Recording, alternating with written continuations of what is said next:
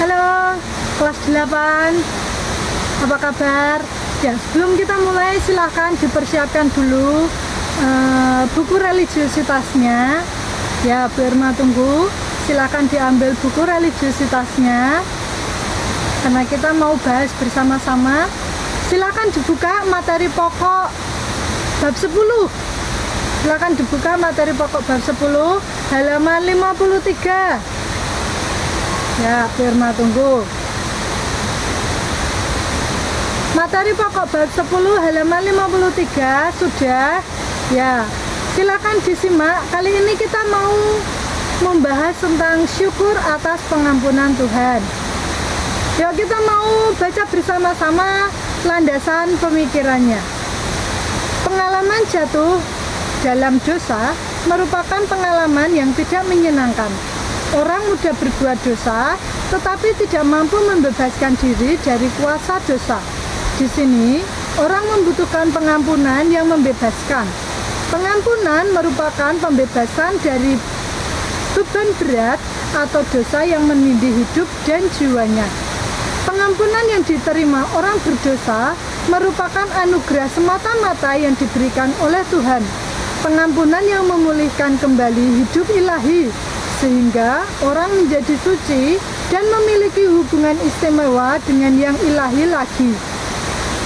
Maka sudah sepantasnya kalau pengampunan Tuhan itu menimbulkan syukur.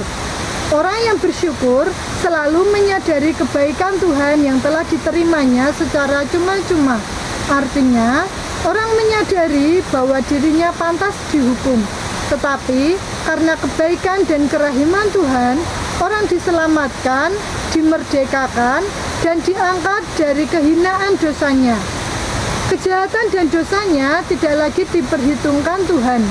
Rasa syukur atas pengampunan Tuhan ini diungkapkan dalam bentuk rujuk kembali, berbuat kebajikan, memberi derma, doa syukur, halal bihalal, syukuran, dan sebagainya. Kita mungkin pernah melakukan perbuatan jahat sehingga jatuh ke dalam dosa. Kita juga menutupi kejahatan dan kesalahan kita dengan berbagai dalih. Maka, melalui materi pokok ini, kita diajak untuk dapat bersyukur atas pengampunan Tuhan, baik yang terwujud dalam bentuk doa, derma, dan sebagainya. Tuhan memulihkan kembali hubungan yang telah rusak karena kelalaian, sikap, dan tindakan kita yang melanggar kehendaknya. Nah, itu tadi landasan pemikiran tentang syukur atas pengampunan dosa. Materi pokok ini masih berhubungan dengan materi kita sebelumnya, yaitu tentang bertobat. Jadi, kita kemarin belajar bahwa bertobat itu adalah usaha aktif dari diri kita untuk kita dapat berhenti melakukan kesalahan atau dosa yang kita lakukan. Nah, sedangkan syukur atas pengampunan Tuhan ini adalah kesadaran kita bagaimana kita menyadari bahwa ketika kita bertobat, ketika kita melakukan pertobatan, Tuhan itu selalu menunggu kita. Sebenarnya Tuhan itu selalu menunggu kita kapan kita menyesali setiap dosa kesalahan kita. Nah, Tuhan itu tidak pernah ingin untuk menghukum kita, tetapi Dia selalu menunggu kita. Kapan sih anakku ini berbalik? Kapan sih anakku ini akan kembali lagi kepadaku? Ada sebuah cerita di mana ada dua orang anak yang memiliki bapak yang sangat kaya. Nah, si bungsu dan si sulung ini, dua anak ini sangat berbeda. Si sulung ini adalah anak yang suka mengikuti kehendak bapaknya, mano, taat, tapi beda dengan si bungsu ini. Si bungsu ini sukanya membelot, tidak mau nurut, pokoknya seenaknya sendiri. Nah, suatu hari si bungsu ini meminta hak warisannya. Tidak sopan ya ketika seorang bapak atau orang tua kita masih hidup, kita meminta bagian dari warisan kita. Itu sangat tidak sopan. Tetapi si bungsu ini tidak peduli dengan hal itu. Dia minta bagiannya. Bapak, aku mau minta warisanku sekarang juga. yang namanya bapak yang lemah lembut, murah hati, dia memberikanlah bagian dari warisannya. Ini jatahmu, ini bagian dari milikmu. Apa yang dilakukan sama si bungsu? Dia menjual semua bagiannya. Nah, ketika dia menjual seluruh bagiannya, dia pasti kaya raya ya. Kita tahu misalnya harga tanah sekarang ini per meter itu sudah jutaan. Nah, apalagi kalau dia orang kaya, bagiannya pun juga pasti banyak. Nah, si bungsu ini jadi orang yang kaya raya karena dia merasa kaya. Dia pergi merantau. Mungkin kalau saat ini dia pergi ke ibu kota. Nah, di sana apa yang dia lakukan? Si bungsu ini dia berfoya-foya, menghamburkan uangnya karena dia merasa kaya kan ya. Dia menghamburkan uangnya. Bahkan dia juga istilahnya karena si bungsu ini sudah besar, dia memanggil wanita-wanita yang tidak benar. Nah, itu kehidupan si bungsu. Tapi karena itu pasti berlaku, ya kan? Suatu hari di negeri di mana si bungsu ini merantau, terjadi bencana kelaparan yang dahsyat. Nah, setiap orang, si bungsu masih punya uang bisa beli makan, tapi dia kan tidak bekerja. Akhirnya habislah uangnya. Dia jadi orang yang melarat. Nah, karena dia lapar, yang namanya orang hidup pasti kalau nggak makan sehari pasti lapar kan ya. Nah, dia lapar, dia pun pergi untuk bekerja. Dia pergi bekerja, ada seorang kaya di sana, dia pergi di sana, dia kerjanya apa? Menjaga kawanan babi.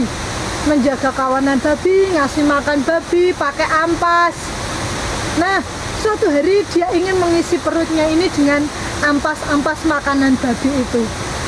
Dia bilang sama yang punya, Pak, saya boleh minta ampas babi ini enggak? Saya lapar. Kan dia bekerja dulu, belum gajian mungkin ya. Nah, si saudagar kaya ini tentu saja tidak membolehkan. Itu kan makanan untuk babi-babinya, masa yang mau diambil? Tidak boleh. Kamu harus kerja, kamu pergi sendiri cari makan. Nah, si bungsu ini sangat kelaparan, sangat menderita, tidak punya uang, tidak punya makanan, kelaparan. Dan dia teringat sama rumah bapaknya. Rumah bapaknya yang kaya raya, di sana pun juga banyak pekerja-pekerja, banyak pembantu-pembantu. Nah, si bungsu ini dia ingat kalau di rumah bapaknya ini banyak pekerja-pekerjanya yang tidak pernah kelaparan sekalipun. Akhirnya dia menyesalah. Iya ya, di tempat bapakku ini para pekerjanya tidak kelaparan sama sekali. Sedangkan aku di sini kelaparan. Tapi kalau aku pulang, aku ini tidak layak lagi dianggap anak karena aku sudah menghabiskan seluruh harta warisan, aku sudah mengambil seluruh kekayaan bapakku. Tapi kalau aku di sini terus, aku bisa-bisa mati karena kelaparan. Akhirnya si bungsu mengambil sebuah keputusan. Aku mau pulang ke rumah bapakku. Aku mau pulang ke rumah bapakku. Siapa tahu aku diterima jadi pembantunya. Aku tidak apa-apa wes, nggak diterima jadi anak. Karena memang aku ini adalah anak yang durhaka. Karena aku ini tidak lagi pantas disebut seorang anak. Nah, akhirnya dia mengabari bapaknya. Bapak, aku mau pulang. Kalau bapak menerimaku, kalau bapak memaafkan aku, tolong nanti waktu perjalanan pulang, kereta yang ku naikin ini kan lewat di belakang rumah bapak. Tolong kalau bapak memaafkan aku, tolong beri tanda bendera putih ditancapkan di belakang rumah. Biar aku tahu kalau bapak ini mengampuni aku, memaafkan aku. Nah, begitu pesannya si bungsu ini kepada bapaknya. Akhirnya dia bagaimana caranya mengumpulkan uang, membeli tiket kereta, pulanglah dia ke rumah. Nah, ketika dia mau pulang ke rumah, sudah mau sampai dari sudah terlihat rumahnya dari kejauhan, dia deg-degan. Aduh, bapak ini mengampuni aku ndak ya? Bapak membuat memasang bendera kecil apa ndak ya? Ketika dia sampai di belakang rumahnya, Apa yang terjadi? Bapaknya bukan hanya memasang sebuah bendera kecil berwarna putih, tetapi dia menutupi seluruh bagian rumahnya dengan kain putih. Bukan hanya sepotong kain kecil, tetapi seluruh rumahnya ditutupi kain putih. Itu yang mengartikan bahwa bapaknya sudah mengampuni dia. Bukan hanya kain kecil, tapi seluruh bagian rumahnya sudah diberi kain putih yang besar. Ketika sampai di stasiun, menangislah anak itu karena bapaknya sudah menyambut di stasiun. Mereka berpelukan, mereka bertangis-tangisan. Akhirnya pulanglah si bungsu ini di rumahnya. Dia diterima lagi sebagai anak, bukan sebagai pembantu, bukan sebagai budak, tetapi bapaknya menerima dia kembali sebagai anak. Nah, ini loh, syukur atas pengampunan Tuhan itu seperti itu, bahwa ketika kita mau bertobat, ketika kita mau menunjukkan rasa penyesalan kita yang dalam, Tuhan itu sebenarnya sudah menunggu. Tuhan itu sudah menanti kita. Bukan hanya bapaknya tadi, bukan hanya memasang sebuah bendera kecil, tetapi memasang kain yang besar. Tuhan itu menunggu untuk terjadi pemulihan lagi, pemulihan hubungan antara bapak dan anak. Tadi si anak kan merasa aku tidak layak lagi disebut anak. Sama dengan kita, ketika kita melakukan kesalahan, kita malu untuk datang ke hadirat Tuhan, kita malu untuk minta maaf kepada Tuhan. Tapi sebenarnya Tuhan itu sudah menunggu untuk memulihkan hubungan kita kembali. Nah, kita mau melihat bagaimana sih di dalam agama-agama yang ada di Indonesia ini yang berbicara tentang syukur pengampunan Tuhan. Nah, yuk kita mau buka di dalam pengembangan religiusitas halaman selanjutnya di halaman 54. Kita mau lihat menurut agama Islam ya. Mari kita simak ya. Agama Islam. Ungkapan syukur atas penebusan dosa bagi umat Islam terwujud melalui Hari Raya Idul Fitri. Id berarti kembali dan Fitri berarti agama yang benar atau kesucian atau asal kejadian. Dengan demikian, setiap orang yang beridul fitri harus menyadari bahwa setiap orang dapat melakukan kesalahan, dan dari kesadarannya itu ia bersedia untuk memberi dan menerima maaf. Suara yang dikumandangkan pada Idul Fitri yaitu Allahu Akbar, Allahu Akbar. Artinya Allah Maha Besar. Tiada tempat bergantung, tiada tempat menitipkan harapan, tiada tempat mengabdi kecuali Dia. Kesucian adalah gabungan dari 3 unsur, yaitu benar, baik, dan indah. Maka orang yang beridul fitri dalam artian kembali ke kesucian akan selalu berbuat yang indah, benar, dan baik. Ungkapan ini diwujudkan dengan saling maaf memaafkan. Nah, bentuk ungkapan syukur menurut agama Islam ketika kita sudah bertobat, kita sudah menerima pengampunan dari Tuhan, maka efeknya atau dampaknya untuk kita adalah kita pun juga bisa memaafkan orang lain. Kita lanjut, menurut agama Kristen, di dalam Kristus Yesus, Allah menghendaki agar manusia mengucap syukur dalam segala hal. Ungkapan syukur itu dapat diwujudkan dalam berbagai bentuk, antara lain melalui seruan, doa, dan nyanyian yang memuliakan nama Allah. 2. Mempersembahkan korban syukur. 3. Mengembangkan talenta agar bermanfaat bagi kemuliaan Allah dan kesejahteraan seluruh ciptaan. Jadi menurut agama Kristen, syukur atas pengampunan Tuhan ini kita ungkapkan melalui 3 hal, yaitu melalui ketika kita memuliakan Tuhan, kita mempersembahkan korban syukur, dan kita juga mengembangkan talenta kita, mengembangkan kemampuan kita. Kemudian menurut agama Hindu, hari suci Sivaratri berarti malam siang Siva yang bermakna melebur segala dosa, sehingga sering disebut dengan hari suci untuk peleburan dosa. Pemujaan ditunjukkan kepada Hyang Siva dan pelaksanaannya pada malam hari, semalam suntuk. Malam Sivaratri merupakan malam yang paling gelap dalam kurun waktu selama setahun itu.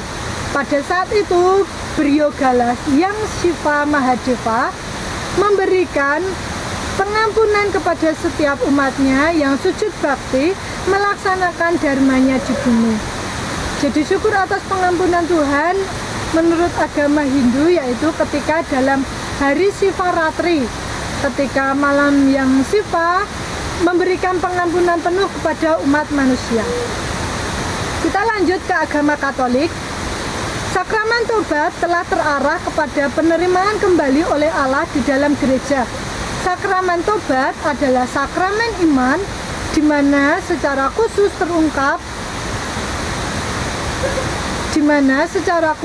terungkapkan iman orang berdosa. Oleh rahmat Allah, orang sadar akan kemalangannya sendiri dan menyatakan kelemahannya di hadapan Allah. Allah sendiri yang menarik orang berdosa. Orang mengaku diri sebagai orang berdosa, menyerahkan dirinya kepada Allah yang Maha Rahim. Apa yang disebut pengakuan dosa sebetulnya tidak lain mengaku diri sebagai pendosa. Yang pokok bukan dosa-dosa, melainkan diri orang berdosa yang memohon belas kasihan Allah. Allah sudah senantiasa menawarkan rahmat-Nya kepada pendosa, tetapi manusia harus mau menerimanya. Untuk itu dibutuhkan iman. Iman dan tobat memang tidak dapat dipisahkan. Pendosa hendaknya menyadari bahwa karena kasih karunia ia diselamatkan, bukan oleh hasil usaha manusia sendiri, tetapi oleh karunia Allah. Pokok sakramen tobat adalah pengakuan iman terhadap belas kasihan Allah. Perayaan tobat dalam gereja Katolik disusun dalam bentuk ibadat dengan menekankan proses pertobatan sebagai rahmat Allah yang Maha Kasih. Perayaan tobat memiliki makna sebagai peristiwa syukur dan sukacita karena Allah telah mempersatukan orang berdosa yang bertobat ke dalam persekutuan orang beriman dalam Yesus Kristus. Nah, ini menurut agama Katolik, ketika orang menerima pertobatan, maka ada iman yang harus ditunjukkan bahwa ia telah sungguh-sungguh telah bertobat. Kita lanjut ke agama Buddha. Dalam agama Buddha tidak ada konteks pengampunan dosa. Akibat perbuatan baik atau buruk pasti akan diterima. Hal yang dapat dilakukan umat Buddha adalah memperbanyak perbuatan baik untuk melepaskan atau meniadakan akibat perbuatan buruk dan meningkatkan kesadaran atas hal itu. Tidak di langit, di tengah samudera, di celah-celah gunung, atau dimanapun juga dapat ditemukan suatu tempat bagi seseorang untuk dapat menyembunyikan diri dari akibat perbuatan jahatnya. Karma atau perbuatan buruk akan memberikan akibat buruk, hanya akan dapat dihapus atau tidak terasa akibatnya atau ahosi dengan kumpulan karma atau perbuatan baik yang berlebih. Perbuatan baik bisa dengan pikiran, misalnya berdoa, meditasi, penyesalan, dan berpikir semoga orang atau makhluk yang menderita karena kita terbebas dari penderitaan. Atau dengan ucapan, misalnya ucapan maaf, mohon ampun, terutama kepada objek yang menderita akibat perbuatan kita. Membaca parita, memberikan dhamma desana. Atau dengan tindakan jasmania, misalnya menolong orang, mengobati orang atau binatang. Utang 100-200 rupiah mudah impas dengan ucapan maaf, tetapi utang 100-200 juta rupiah akan impas kalau dicicil. Jadi menurut Buddha tidak ada yang namanya pengampunan dosa. Jadi ketika kita melakukan sebuah kesalahan atau melakukan dosa, untuk kita bisa terbebas dari karma perbuatan dosa yang kita lakukan itu, maka kita harus melakukan perbuatan baik sebanyak-banyaknya. Jadi perbuatan buruk, ini kalau menurut Buddha ya, perbuatan dosa yang kecil harus kita tebus dengan banyak perbuatan yang besar, sehingga perbuatan atau kebaikan yang kita lakukan itu akan menutup kesalahan atau dosa yang kita lakukan. Itu menurut agama Buddha. Nah, menurut agama Konghucu, yuk kita lihat. Tian atau Kian Tian Kalik semesta alam adalah bersifat Yuan, Heng, Li, Zhen. Maka Tuhan adalah sempurna, maha pemberkah, dan senantiasa memberkati kepada perbuatan yang di dalam jauh. Oleh karena itu, manusia wajib pandai-pandai mensyukuri berkah yang diterimanya dan berupaya menegakkan karya mulia sebagai perwujudan syukur itu, sehingga hidupnya benar-benar Le Tian Zi Ming atau menghayati kebahagiaan di dalam Tian dan mengerti akan firman-Nya sehingga tiada sedih cemas. Ia selamat di tanahnya, sentosa di dalam kedudukannya, dan murnilah cinta kasih-Nya. Manusia wajib selalu ingat, sungguh sukar bertakwa kepada Tian. Firman-Nya tidak dikaruniakan selamanya, itu akan lestari bila di dalam kebajikan sehingga boleh terlindung. Itu bukan karena Tian memihak, hanya Tian melindungi kebajikan yang esa. Diingatkan pula, kebajikan itu tiada guru tetapnya. Mengutamakan kebaikan itulah gurunya. Kebaikan itu tiada bentuknya yang tetap, hanya didapat dari kebajikan yang esa itu. Berupayalah bagaimana kamu membuang pikiran, mementingkan diri sendiri. Jangan bersombong, mengikuti kesenangan sendiri.